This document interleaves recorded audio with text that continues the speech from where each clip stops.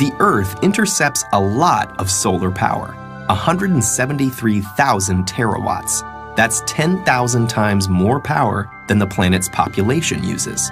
So is it possible that one day the world could be completely reliant on solar energy? To answer that question, we first need to examine how solar panels convert solar energy to electrical energy. Solar panels are made up of smaller units called solar cells. The most common solar cells are made from silicon, a semiconductor that is the second most abundant element on Earth. In a solar cell, crystalline silicon is sandwiched between conductive layers. Each silicon atom is connected to its neighbors by 4 strong bonds, which keep the electrons in place so no current can flow. Here's the key. A silicon solar cell uses 2 different layers of silicon. An N-type silicon has extra electrons, and P-type silicon has extra spaces for electrons, called holes. Where the 2 types of silicon meet, electrons can wander across the p-n junction, leaving a positive charge on one side and creating negative charge on the other. You can think of light as the flow of tiny particles called photons shooting out from the sun. When one of these photons strikes the silicon cell with enough energy, it can knock an electron from its bond, leaving a hole. The negatively charged electron and location of the positively charged hole are now free to move around. But because of the electric field at the p-n junction, they'll only go one way. The electron is drawn to the n side, while the hole is drawn to the p side. The mobile electrons are collected by thin metal fingers at the top of the cell.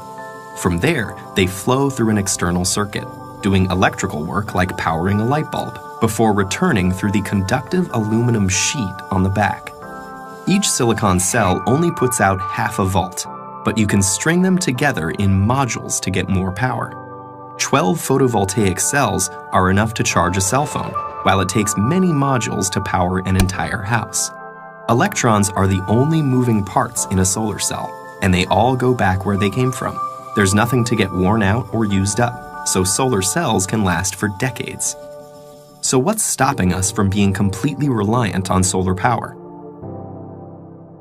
There are political factors at play, not to mention businesses that lobby to maintain the status quo.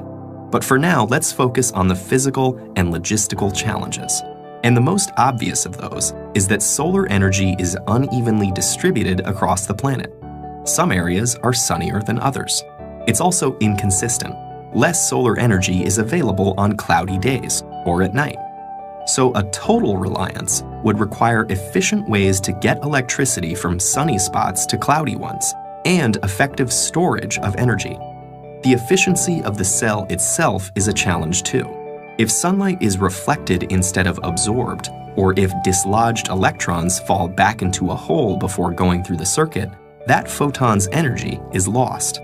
The most efficient solar cell yet still only converts 46% of the available sunlight to electricity, and most commercial systems are currently 15 to 20% efficient. In spite of these limitations, it actually would be possible to power the entire world with today's solar technology. We'd need the funding to build the infrastructure and a good deal of space. Estimates range from tens to hundreds of thousands of square miles. Which seems like a lot, but the Sahara Desert alone is over 3 million square miles in area. Meanwhile, solar cells are getting better, cheaper, and are competing with electricity from the grid. And innovations like floating solar farms may change the landscape entirely. Thought experiments aside, there's the fact that over 1 billion people don't have access to a reliable electric grid, especially in developing countries, many of which are sunny.